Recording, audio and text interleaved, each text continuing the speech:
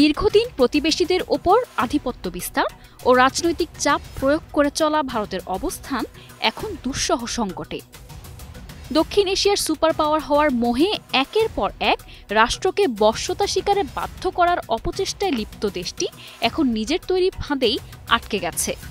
নেপাল, শ্রীলঙ্কা, ভুটান প্রায় সব দেশই এখন ভারতের ছায়া থেকে বেরিয়ে স্বাধীন নীতিমালায় চলতে শুরু করছে। পাকিস্তান ও চীন বরাবরই ভারত বিরোধী অবস্থানে ছিল, আর বর্তমানে বাংলাদেশও ভারতের একতরফা প্রভাবের বিরুদ্ধে কড়া অবস্থান নিচ্ছে।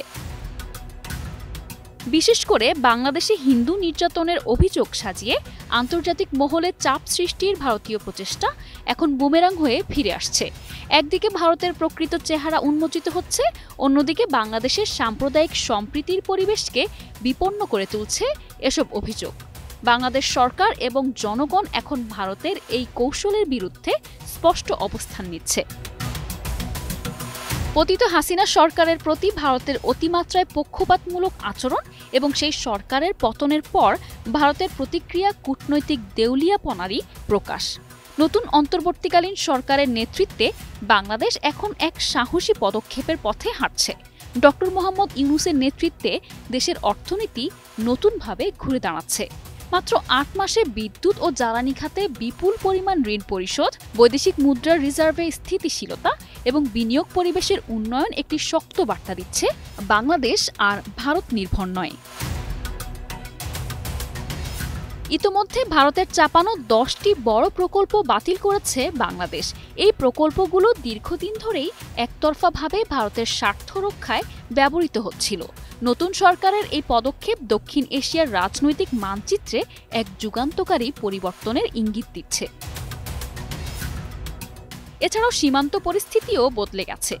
দীর্ঘ 15 বছর ভারতীয় সীমান্তরক্ষী বাহিনী সীমান্তে একচ্ছত্র আধিপত্য বিস্তার করলেও এখন বিজিবির সক্রিয়তা ও কৌশলগত অবস্থান বদলে দিয়েছে চিত্র।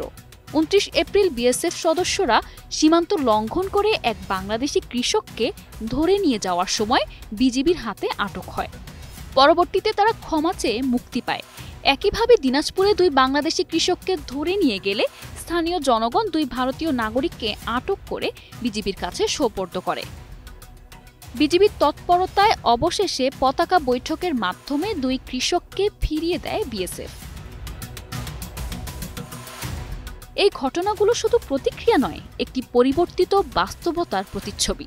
বাংলাদেশ এখন আর আগের মতো ভারত নির্ভর নয়, বরং সমতা ও সম্মানের ভিত্তিতে সম্পর্ক গড়ার জন্য প্রস্তুত।